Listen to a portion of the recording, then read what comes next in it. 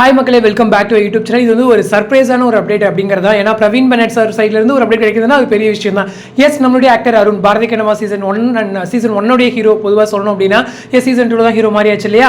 Season 1 hero actor Arun வந்துட்டு கொடைக்கானல் வந்திருக்காரு. இப்போ தான் உங்களுக்கு தெரியும் மகாநதியுடைய ஷூட் வந்து கொடைக்கானலில் போயிருக்கு அப்படின்னு சொல்லிட்டு. ஸோ ஷூட் முடிஞ்சிருக்கும் போதே நம்மளுடைய அருணும் போய் ஜாயின் பண்ணியிருக்காரு. ஒருவேளை மகாநீர் ஏதாவது கம்பேக் கொடுக்குற ஏதாச்சும் கொஞ்சம் கேமியோ மாதிரி பண்ணி தராரா அப்படின்னு தெரியல.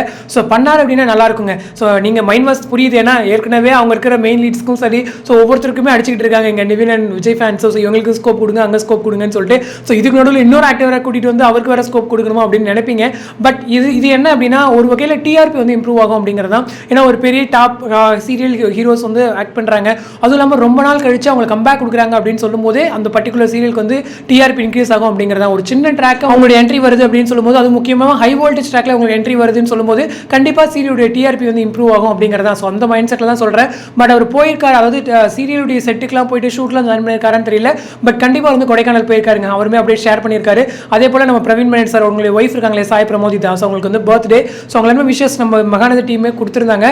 ஸோ அங்கே செலிப்ரேஷனுக்காக போயிருக்கார் போல. ஸோ நிறைய ஃபன் பிக்சர்ஸ் அண்ட் ரீல்ஸில் வந்து ஷேர் பண்ணியிருந்தார். ஸோ அவங்களுடைய குழந்தைங்க கூட இருக்கிற மாதிரிலாம். இதுலேருந்து என்ன தெரியுது அப்படின்னா கண்டிப்பாக இன்னுமே வந்துட்டு பிரவீன் பெனட் சாரும் அருணும் வந்து ரொம்ப க்ளோஸாக இருக்காங்கன்றது முக்கியமாக புரியுது. ஸோ அதுவும் இல்லாமல் அவர் விஜய் விட்டு போயிருக்க மாட்டார்னு நினைக்கிறேன். ஸோ இன்னும் வேற எந்த ஒரு சீரியல் கமிட் ஆகலை.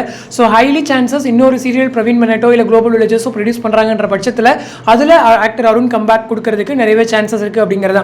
ஸோ இந்த மாதிரியான அப்டேட்ஸ்லாம் வந்துட்டு இன்னும் அந்த ஆக்டர் அண்ட் டேரக்டருக்கு நல்ல ஒரு பாண்ட் இருக்குது. ஸோ அவர் இன்னொரு சீரியல் பண்ணும்போது ஏன் அருணை கன்சிடர் பண்ணக்கூடாது அப்படின்ற ஒரு கேள்வியை ஆடியன்ஸ் மத்தியில் எழுப்ப தான் செய்யுது அப்படிங்கிறதா. ஸோ வெயிட் பண்ணி பார்ப்போம். நம்ம இதுக்கு முன்னாடி கூட வெயிட் பண்ணிட்டு இருந்தோம். என்ன அப்படின்னா நம்மளுடைய நர்மதா இருக்காங்க இல்லையா, அந்த குட்டி பொண்ணு, அவங்களுக்கு வந்துட்டு அந்த ஹார்ட்ல ஏதோ பிரச்சனை இருக்குது அப்படின்னு சொல்லும்போது அங்கே சர்ஜென்ட்டாக வந்து நம்மளுடைய பாரதி என்ட்ரி கொடுப்பாரு நான் எக்ஸ்பெக்ட் பண்ணேன். பட் அது நடக்கல.